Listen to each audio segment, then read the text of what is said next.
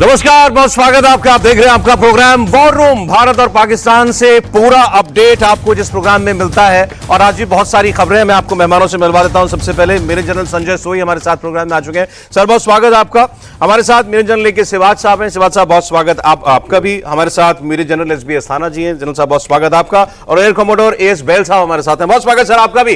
पाकिस्तान से खबरों की शुरुआत हम करेंगे। भारत के एक्शन से पाकिस्तान में आप देख रहे हैं कि पिछले 10 दिनों से लगातार हड़कंप है और एक किस्म का पैनिक साफ नजर आ रहा है। तभी उल्टे सीधे बयान भी आते हैं। पाकिस्तान के प्रधानमंत्री शहबाज शरीफ के सलाहकार हैं एक राना सनाउल्लाह। इस आदमी के बारे में थोड़ा सा आपको मैं बता दूं। ये राना सनाउल्लाह, वैसे तो मूछें थोड़ी थोड़ी जनरल साहब जैसी हैं, लेकिन ये आदमी जो है नेता है, जनरल साहब की तरह प्रोफेशनल सोल्जर नहीं है। और ये इनका गृह मंत्री रह चुका है। और ये भी जो बातें करता है, थोड़ा खून खराबा वाली बातें, उस टेंडेंसी का आदमी रहा है। इसलिए मैं आपको ये पहले बता रहा हूं ताकि आपको बयान में एक बैकग्राउंड मिले कि आदमी कैसा है। अब ये व्यक्ति ये कह रहा है कि भारतीय फौज हमारे मदरसों को टारगेट कर सकती है, मदरसों से इतना प्यार है, या फिर वो आखिरी वक्त में अपना टारगेट बदल भी सकती है। पाकिस्तान को हर चीज के लिए तैयार रहना चाहिए, लेकिन अगर भारत हमला करता है तो उसको पूरा जवाब मिलेगा। तो ये जो राना सनाउल्लाह हैं, इनकी बातें जरा आप समझिए। बातें बड़ी बड़ी हैं, दम अंदर कुछ नहीं है। सबसे पहले तो मैं कहूंगा कि ये होम मिनिस्टर रह चुके हैं पाकिस्तान के। इनको भारत के होम मिनिस्टर का नाम नहीं पता। आप अपने काम को सीरियसली कितना लेते हो? और अमित शाह का नाम नहीं जानते, ये जो सरकार में रह चुके हैं, तो फिर क्या ही बोले इनके बारे में। ऐसे ही वो दूसरे महोदय जो इनसे टीवी पर बात कर रहे थे, वो बयान एक्चुअली अमित शाह का ही था और वो कह रहे हैं राजनाथ सिंह का बयान है। खैर, ये अलग बात हो गई। एक बात इन्होंने जो कही वो बात सही है। सर, पहली बार पाकिस्तान में किसी ने वो बात पकड़ी, भाई इंडिया में तो कोई नहीं कह रहा जंग करेंगे तुमसे। मुझे यही बात हंसी आती है बार बार कि हर आदमी वहां पर कह रहे हैं हम अटैक के लिए तैयार है, हम न्यूक्लियर बम फोड़ देंगे, हम खून की नदियां बहा देंगे, हम लड़ाई के लिए तैयार है। तो भैया हमने बोला ही कहाँ है, किसने बोला है? देखो साहब, मुझे इस चीज में एक चीज याद आती है कि कोई बच्चा वाला ना या कोई गड़बड़ काम करता है, शैतानी वाला काम, कोई बड़ा गलत काम करके आ रहा है घर, तो वैसे ही डरा होता है कि डर बैठता बाप मारेगा आज मुझे। और बाप ने कुछ भी नहीं बोला, खाली गर्दन नजर टेढ़ी करके देखा तो सहम के बैठ जाता है कि भैया ये तो क्या हो गया आज। तो वो हाल है कि भारत ने अभी कुछ कहा नहीं, खाली एक नजर दिखाई है, कहा है कि आतंकी के आकाओं को मारेंगे, और वो वहां पर खौफ बैठ गया। आए दिन एक अंतर है सर, एक फर्क है पिछली बार से इस बार में। भारत ने इस बार ये कहा है कि हम आतंकवादियों को और आतंकवादियों के पीछे जितने भी हैं उनको भी नहीं छोड़ेंगे। अब मुझे लग रहा है इसमें भी ये सब सोच रहे हैं कि वो जो पीछे वाले कौन है, उसमें हमारा नंबर भी तो नहीं है। जो सरकार में है वो भी ये सोच रहे हैं, जो फौज में है वो भी ये सोच रहे हैं, ये हमारी बात तो नहीं कर रहा। तो ये अच्छा है, ये एम्बिग्यूटी हमने छोड़ी हुई है इनके लिए। आज बिल्कुल कह रहे हैं आप सही। इस बार हम उनके परपेचुएटर्स, ऑर्गेनाइजर्स, फाइनेंसियर्स और सब स्पॉन्सर्स को भी नहीं छोड़ेंगे। और क्यों नहीं छोड़ेंगे? क्योंकि अगर हम सिर्फ कुछ आतंकियों को मार दें या उनके सरंगनाओं को मार दें, उससे कोई फर्क नहीं पड़ने वाला। पर जब तक हम उन जनरल्स के अंदर खौफ पैदा नहीं करेंगे, जब तक हम उन जनरल्स जैसे आसिम मुनीर हैं या आसिम मलिक हैं, जो कि इनके ISI चीफ थे और अब उनको NSA भी बना दिया गया, और ये दोनों बहुत क्लोज हैं। अगर आपको याद हो तो जनरल आसिम मुनीर जब ISI के चीफ थे तब पुलवामा हुआ था, और जब वो आर्मी चीफ बने तो पहलगाम हो गया। और साथ साथ में उनके सबसे क्लोज ऑफिसर हैं जनरल आसिम मलिक, वो उनके साथ मिलकर उन्होंने पहलगाम अटैक कर दिया। तो जब तक इनके मन में हम खौफ नहीं पैदा करेंगे तब तक आतंकवाद हिंदुस्तान के अंदर खत्म नहीं होगा। पहला काम तो हो गया, खौफ तो आ गया है इनके मन में। अब एक तरफ पाकिस्तान के आपने ऐसे भी बयान सुने होंगे, हमारे पास चाहे खाने को कुछ नहीं हो लेकिन हम भारत से जंग करेंगे। दूसरी तरफ पाकिस्तानी सेना जो है वो LOC पर अपनी हरकतों से बाज नहीं आ रही है। आज मुझे लगता है लगातार 8वां 10वां दिन है जब पाकिस्तान ने LOC पर रात में एक बार फिर फायरिंग की है। कुपवाड़ा, उरी, अखनूर, इन सेक्टर्स में पाकिस्तान की तरफ से लगातार 9वें दिन गोलीबारी चल रही है और उसका भारतीय सेना ने खूब जवाब भी दिया है। तो सर, पाकिस्तान डोज, में कल भी मैंने कहा था, ये डोज तो खुद ही मांग रहा है। बिल्कुल, पाकिस्तान जो LC के ऊपर फायरिंग कर रहा है उसके कई कारण हो सकते हैं। हो सकता है कि वो कोशिश कर रहे हो कि भाई टेररिस्ट जो बचे हुए हैं उनको सेफली वापस ले लें, तो उनको कवरिंग फायर देने के लिए फायरिंग शुरू की जा सकती है। दूसरा ये है कि ये अपनी जनता को बताने के लिए कि हम सजग हैं पूरी बॉर्डर्स के ऊपर और इंटरनेशनल बॉर्डर के ऊपर भी, ये भी एक कारण हो सकता है फायरिंग के सर, मैं एक इसमें क्योंकि से वो एक डरे आपसे हुए दो हैं। बात एक बात आउट कर देता हूं उसमें से, क्योंकि खबर में है वो मेरे पास हाँ। कि ये खबर है कि एलसी पर जो इनके आतंकवादियों के लॉन्च पैड्स थे, और माना जा रहा है कि हर एक जगह पर 15 से 20 लोग जो थे फिराक में कि भारत में क्रॉस करेंगे, एलसी करके आएंगे कश्मीर में, वो खाली कर दिए इन्होंने। फिर क्यों फायरिंग कर रहा है? नहीं, जो इन्होंने भेजे थे, अगर आपको याद हो, 80-90 टेररिस्ट जो हैं वो भारत में भेज चुके हैं पहले, जो परमानेंटली रहते हैं। हम लोग काफ़ी बड़ी तादाद थी, उससे घटा के तकरीबन 80-90 रह गए थे।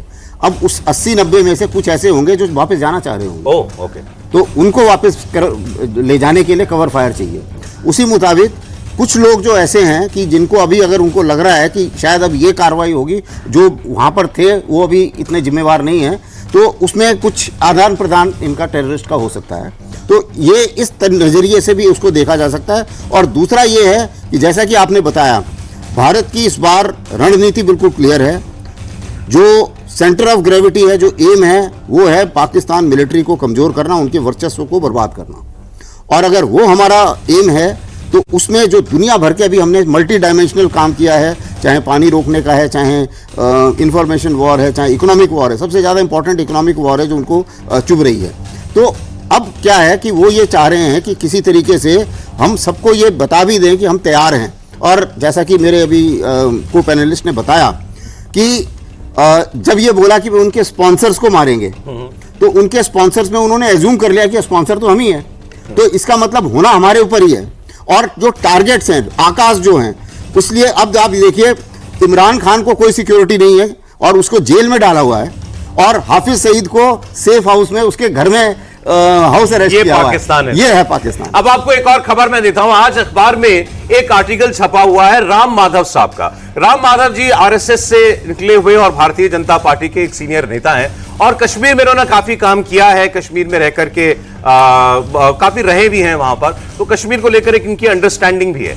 अब इन्होंने अपने इस आर्टिकल में यह लिखा है कि लिमिटेड वॉर भारत के लिए एक सही विकल्प हो सकता है और एक्शन लेने का समय यही है, और डेमोक्रेटिक तौर पर पाकिस्तान को एक अलग थलग करना यह भारत की पहली कोशिश होनी चाहिए। लेकिन खुल करके कोई नेता बीजेपी से जुड़ा हुआ यह कह रहा है कि एक लिमिटेड वॉर भारत के लिए एक ऑप्शन होना चाहिए। आगे इन्होंने इसमें यह भी कई बातें लिखी हुई हैं, उसमें यह भी है कि आप वैसे तो आप पाकिस्तान से जंग भी कर चुके हो, पाकिस्तान को आप कैसे कई बार कहते हैं ना कि आप थोड़ा सा पुचकार भी चुके हो। भाई मोदी जी गए थे ना उनके हेलीकॉप्टर में बैठ के, सरकार उनको सरकार जब बनी थी तो यहां नवाज शरीफ को बुलाया भी था, तो आपकी सिविलियन लीडरशिप के साथ भी वो रिश्ते अच्छे करने की कोशिश कर चुके हैं। हमने एलओसी पर सीज फायर क्यों किया? वो उनके आर्मी को एक मैसेज था कि भाई हम अच्छा ठीक है, हमें भी नहीं चाहिए गोलीबारी, लेकिन आप सुधर जाओ। उसके लिए कुछ 2-3 साल तक 4 साल तक शांति भी रही कश्मीर के अंदर, लेकिन फिर यही बात जो है हमारे सामने आ रही है। अब हमको एक बार फिर उनका कहना यह है कि पाकिस्तान डंडे की भाषा समझता है, तैयार रहे एक लिमिटेड वॉर के लिए। हां, उसमें हमें यह मानना समझना जरूरी है, भारत को एज ए नेशन समझना जरूरी है। आपका लक्ष्य है विकसित भारत बनना 2047 तक, बहुत अच्छी बात है, लेकिन वो काम शांति के बिना नहीं हो सकता, और शांति के लिए कभी कभी दंड का या वॉर का सहारा लेना पड़ता है। जनरल साहब सहमत है आप? बिल्कुल सहमत हूं। देखो ऐसा है कि लड़ाई कोई बड़ी ऑप्शन नहीं है, लड़ाई नहीं। अनलिमिटेड वार का मतलब है ऑल आउट वार होगा। बाकी मुझे लगता है कि भारत इसको अवॉइड करना चाहेगा। भारत के पास बहुत ज़्यादा विकल्प हैं और भारत बड़े सिस्टमेटिकली जा रहे हैं। पहले जो एलओसी की बात की थी कि भाई फायरिंग क्यों कर रहा है पाकिस्तान, उसकी 2 ही वजह है। ये जो एक्सफिल्ट्रेशन है ये बहुत पहले ख़त्म हो चुका है। एक्सफिल्ट्रेशन पाकिस्तान में नहीं होता, जो आतंकवादी भारत में आ जाते हैं वो यहीं समा जाते हैं, क्योंकि मैंने लाइन ऑफ कंट्रोल पे ब्रिगेड कमांड की है मच्छल में। मगर अब क्यों कर रहा है वो 2 रीजन है। एक तो वो अपने जवानों का मोराल हाई करना चाहता है क्योंकि वो बड़ी प्रॉब्लम आ रही थी, और दूसरा अपनी आवाम को वो दिखाना चाहते हैं कि हम एग्रेसिव हैं। अब बात आती है लिमिटेड वार की। सी देखो अभी जो ऑप्शन है भारत के पास, जिस प्रकार से हम चल रहे हैं, हम कॉम्प्रिहेंसिव स्ट्रेटेजी से चल रहे हैं कि हम किसी तरीके से इसको इकोनॉमिकली भी, जो बहुत सच बात है, इकोनॉमी एक देश की बहुत है। पहले इकोनॉमी डिगमगा रही है, $186 बिलियन का कर्जा है, खाने को दाने नहीं, पीने को पानी नहीं, ऊपर से आपने अभी ये जो इंडस वाटर ट्रीटी को हेल्ड इन अबेंस कर दिया। आने वाले समय में पानी की बहुत दिक्कत होने वाली है पाकिस्तान में। डिप्लोमेटिकली आपने क्या कर दिया, आपने उसको आइसोलेट कर दिया। आप फाइनेंशियल एक्शन टास्क फोर्स को बोल रहे हो उसको ग्रे लिस्ट पे डालो, आज आप बोलो IMF को इसको बेल आउट मत दो। उसको एक के बाद एक प्रॉब्लम आ रही है। दूसरा IOC में भी उसको अकेला देकर। अब बात आती है जो आपका कि भाई क्या ये लिमिटेड वार हो सकता है। देखो होगा क्या ये तो कोई नहीं कह सकता, क्योंकि एक चीज है जो प्राइम मिनिस्टर ने बोला है उसको समझे।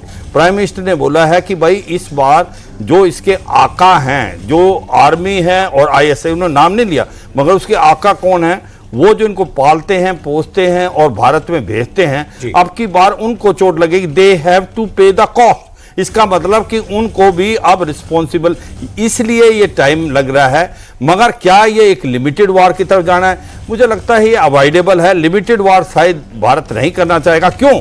क्योंकि कोई लिमिटेड वार नहीं होता। अगर आपस में लड़ाई होगी तो ये लड़ाई फैल सकती है। सर ठीक है, हमें शब्दों में नहीं फंसते। चलिए लिमिटेड वॉर, काइनेटिक एक्शन छोड़ देते हैं सबको। सीधी सी बात, इसमें तो सब सहमत है ना कि इस बार दर्द पाकिस्तान की सेना को देना है। बहुत, तो आप भी सहमत और बहुत तगड़ा, मुझे लगता है तगड़ा दर्द देना है, क्योंकि इसीलिए ये सर एक बार जस्ट लेट मी क्लियर की पूंछ पे पैर रखेंगे तो वो फुंकारेगा। हाँ नहीं, मगर नहीं वो नहीं। इस बार हमने जो आपने बात की, इस बात से मैं बहुत सहमत हूं कि इस बार इतनी बड़ी चोट लगेगी कि आने वाले टाइम इनके रूह कांपेगी। ये आतंकवाद की तरफ ना देखें, ये बहुत बड़ी बात है। और मुझे लगता है इसको ही टाइम लग रहा है सोच समझ के। लेकिन वो पलट के आएगा, आया है पहले भी। और अगर वो पलट के आएगा फिर आप उसको वॉर कहिए, स्कर्मिश कहिए, छोटी लड़ाई कहिए, बड़ी लगाई, कुछ भी हो सकता है। देखिए एक्शन एक मिनट में इसको क्लियरफाई कर दूं। जो आप कह रहे हो ये तो वाकई है कि अगर आप कोई भी एक्शन करेंगे वहां पर रिएक्शन तो होगा, 100% होगा। अब वो एक्शन रिएक्शन कितना बड़ा होगा वो तो समय बताएगा। पर भारत के एक आइडिया क्लियर है कि इस बार चोट पाकिस्तान की आर्मी और ISI को बहुत जबरदस्त लगी। ठीक है, आपने कहा भाई लिमिटेड वॉर शब्द से हमको बचना चाहिए, जो भी और लंबा नहीं खींचना चाहिए। लेकिन क्या वो उसको हम कंटेन कर पाएंगे? देखिए एस्केलेशन जो डायनेमिक्स है, ऐसा नहीं है कि कोई भी जब एक्शन होता है तो उसका कुछ ना कुछ एक्शन एस्केलेशन तो होगा। ये उम्मीद करना कि पाकिस्तान रिएक्ट नहीं करेगा, ये मेरे विचार से सही नहीं होगा। पाकिस्तान भी रिएक्ट करेगा, हम जो कुछ भी करेंगे उसका रिएक्शन भी आएगा। लेकिन जो हम लड़ाई के साथ साथ कर रहे हैं उसका रिएक्शन पाकिस्तान के लिए बहुत मुश्किल हो रहा है। अब आप देखिए कि क्यों मैं इस बात को समझाना चाहूँगा, ज़रा 2 मिनट दीजिए मुझे इस बात पे। देखिए ऐसा होता है, पहले हमने जितनी भी ऑप्शंस की, सर्जिकल स्ट्राइक करी, बालाकोट स्ट्राइक करी, जितने नेशनल इंस्ट्रूमेंट ऑफ पावर होते हैं, एक इंस्ट्रूमेंट का इस्तेमाल किया और वो था मिलिट्री। इस बार हमने उस मिलिट्री एक्शन जो अभी नहीं हुआ उसके साथ हम डिप्लोमेटिक एक्शन, पानी उनका बंद कर रहे हैं, उनकी इकोनॉमी को नुकसान पहुंचा रहे हैं। और ये जो फायरिंग भी चल रही है इसके बारे में और ज़्यादा मैं बात नहीं करूंगा, लेकिन इतना समझने की कोशिश है कि जितनी कॉस्ट हम उनकी कीमत बढ़ा सकते हैं उससे हमें फ़ायदा होता है, क्योंकि एम्यूनिशन भी जब खर्च होता है तो पैसा लगता है। पानी के लिए अब इन्वेस्टमेंट बंद हो रहे हैं, उसमें पैसा लगता है। उनकी $9 बिलियन जो थी वो रिजर्व थे $9 बिलियन के, वो $9 बिलियन उनकी 2 महीने की रिक्वायरमेंट्स के लिए पूरे होते हैं। अगर उस $9 बिलियन को हम 15 दिन में खत्म कर दें और उनको दिक्कत हो जाए तो सड़क पर पानी नहीं मिलेगा, जो आम आदमी है उसको रोटी नहीं मिलेगी, उसको पेट्रोल नहीं मिलेगा, क्योंकि पेट्रोल उनके मोबिलाइजेशन में हमने सारा खत्म करवा दिया है। तो ये सब करते करते ये नकेल जो कसी जाएगी इसका जवाब उनके पास नहीं है। लेकिन अंत में सर होगी तो कार्रवाई फौजी। हाँ बिल्कुल होगी, बिल्कुल होगी। पहले धक्का धक्का के मार दो ना, उसके बाद करो, उसके बाद खबर, क्योंकि बीच बीच में आपको खबरें भी देता रहा हूं। LOC पर पाकिस्तान फायरिंग कर रहा है, इस बीच में भारत की ताकत बढ़ी है, उससे जुड़ी एक खबर आपको मैं दे रहा हूं।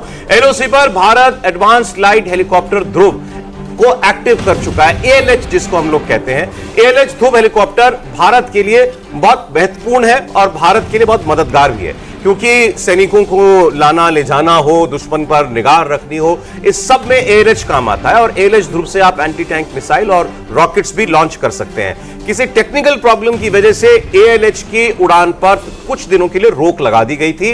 इंडियन आर्मी और इंडियन एयरफोर्स के लिए ध्रुव को जांच के बाद अब मंजूरी मिल गई है। ये 20,000 फीट की ऊंचाई पर भी उड़ान भर सकता है। आपको बता दें पूरी तरीके से स्वदेशी है, भारत में बनाया, भारत ने बनाया। दिन रात हर मौसम में समुद्र से लेकर रेगिस्तान तक पहाड़ पर यह अपना काम कर सकता है। नाइट विजन और स्मार्ट नेविगेशन सिस्टम इसमें लगे हुए हैं और LAC पर जो हालात हैं उसके बीच में ALH का एक बार फिर से भारतीय सेना को मिलना एक बड़ी खबर है। मैं इस पर चाहूंगा बैल साहब आपको बताया। सौरभ जी, आपने इतना अच्छा बोल दिया, मेरे लिए तो वैसे कुछ छोड़ा नहीं है बोलने के लिए, लेकिन साथ साथ मैं ये कहूंगा कि ये 5.5 टन का हेलीकॉप्टर्स है।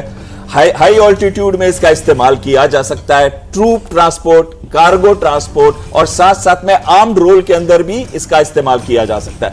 330 के करीब हमारे पास ALH है, जिसमें से 180 ALH है आर्मी के पास, 75 है एयरफोर्स के पास, 24 है नेवी के पास और 19 है कोस्ट गार्ड के पास। अब जबकि मोबिलाइजेशन और एक्टिवेशन पाकिस्तान में हो चुकी है, पैनिक वहां मच चुका है, डर के वो भाग रहे हैं, बंकरों में छुपे हुए हैं और फायरिंग शुरू कर दी है, ऐसे समय में ALH की बहुत रिक्वायरमेंट थी। और अब जबकि उसकी जांच पूरी हो गई है, जो टेक्निकल खामियां थी उसको पूरा करने की तरफ वो बढ़ रहे होंगे और ऐसे समय में उन्होंने 330 हेलीकॉप्टर जो हमारे थे वो वापस सर्विस में आ गए। इसका मतलब कहीं ना कहीं हमारी आर्मी और हमारी एयरफोर्स की transportation, movement and cargo carrying capability में बहुत बड़ा जंप मिला है, खासकर हाई ऑल्टीट्यूड ऑपरेशन। अच्छा, कल आपको याद ही होगा भारत के फाइटर जेट्स ने एक्सप्रेस वे पर उत्तर प्रदेश में अपनी लैंडिंग और टेक ऑफ की कैपेबिलिटी दिखाई थी।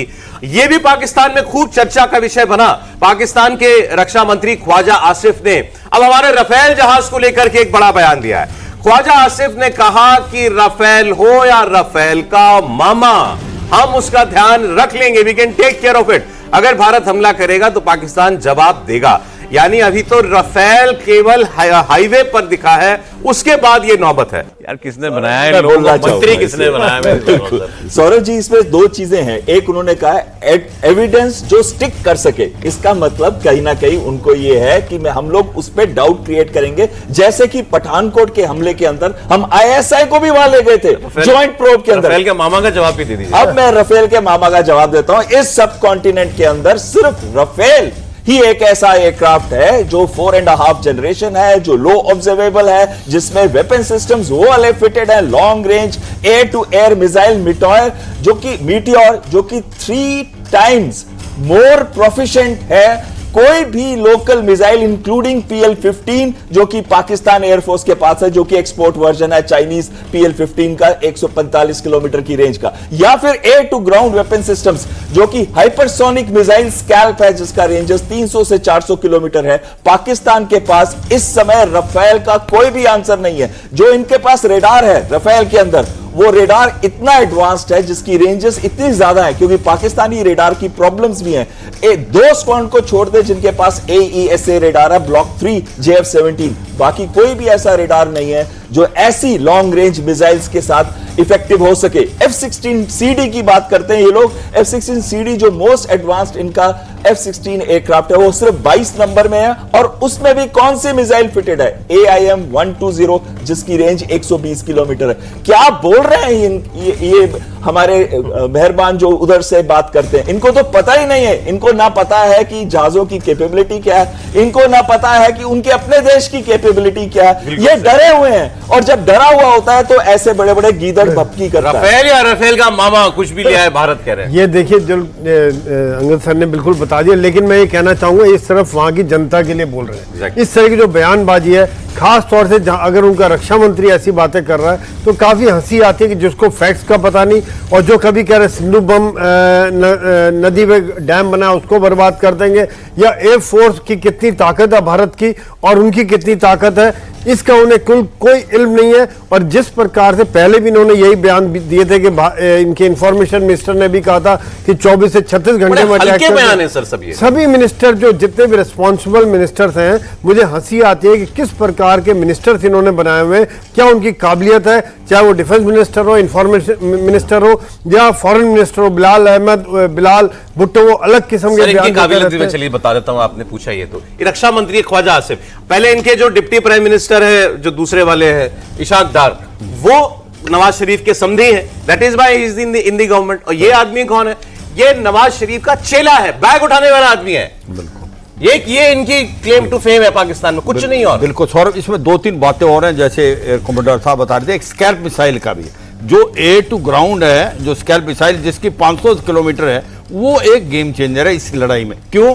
क्योंकि बिना आईबी और एलसी क्रॉस किए हुए आप पाकिस्तान की डीप टारगेट को हिट कर सकते हो। तो ये सच्चाई है कि राफेल एक गेम चेंजर है, फोर्स मल्टीप्लायर है, इसका नाप तोल इनके पास नहीं है। जो दो बातें ये बार बार ये कह रहे हैं कि दो बातें ये बार दोहरा रहे हैं, एक तो है कि अगर भारत आ गया हम तैयार हैं, हम ईंट का जवाब पत्थर से देंगे, और दूसरा ये कहीं कहते पाओ पाओ के हमारे न्यूक्लियर हथियार। अब इनको बार बार ये बताया जाए न्यूक्लियर हथियार are not weapons of war, these are weapon of deterrence. ये बच्चे का खिलौना नहीं है कि आप इसको इस्तेमाल कर देंगे। अगर ये गलती से भी गलती कर गए, इनको पता होना चाहिए भारत की यूं तो पॉलिसी है नो फर्स्ट यूज की, पर हमारी क्रेडिबल सेकंड स्ट्राइक कैपेबिलिटी है। भारत एक ऐसा देश है जो 5 वर्ल्ड के अंदर देश है ट्राइड है। इसका मतलब ट्राइड का क्या है कि हम जो आसमान से, जमीन से, समुद्र से और समुद्र के नीचे से न्यूक्लियर हथियार फायर कर सकते हैं। तो हमारी जो सबमरीन जो न्यूक्लियर हथियार लेके हैं वो कहां है और कैसे नहीं पता। इसका मतलब अगर गलती से भी पाकिस्तान ने न्यूक्लियर हथियार इस्तेमाल किया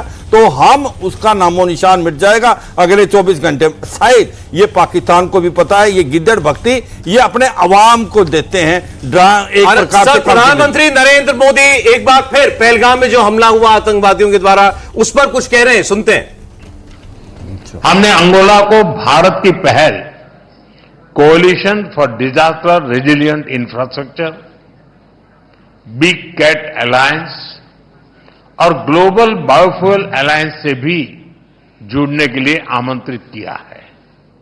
फ्रेंड्स, हम एक मत है कि आतंकवाद मानवता के लिए सबसे बड़ा खतरा है। पहलगाम में हुए आतंकी हमले में मारे गए लोगों के प्रति राष्ट्रपति लॉरेंसो और अंगोला की संवेदनाओं के लिए मैं उनका आभार व्यक्त किया। We are committed to take firm and decisive action against terrorist and those who support them. We thank Angola for their support in our fight against cross-border terrorism. Friends, 140 crore भारतीयों की ओर से मैं अंगोला को अफ्रीकन यूनियन की अध्यक्षता के लिए शुभकामनाएं देता हूं। हमारे लिए यह गौरव की बात है कि भारत की G20 अध्यक्षता के दौरान अफ्रीकन यूनियन को G20 की स्थायी सदस्यता मिली। भारत और अफ्रीका के देशों ने कॉलोनियल रूल के खिलाफ एक सूर में आवाज उठाई थी, एक दूसरे को प्रेरित किया था। आज हम ग्लोबल साउथ के हितों, उनकी आशाओं, अपेक्षाओं और आकांक्षाओं की आवाज बनकर एक साथ खड़े रहे हैं। तो प्रधानमंत्री नरेंद्र मोदी ने तीसरी बार पहलगाम हमले के बाद तीसरी बार इसका जिक्र करते हुए एक बार फिर बोला कि हम, भारत का यह संकल्प है कि वो आतंकवादियों और उनके पीछे बैठे लोगों पर उनको जवाब दे, उनका खात्मा करे। ये पूरे 140 करोड़ भारतीयों का रिजॉल्व है।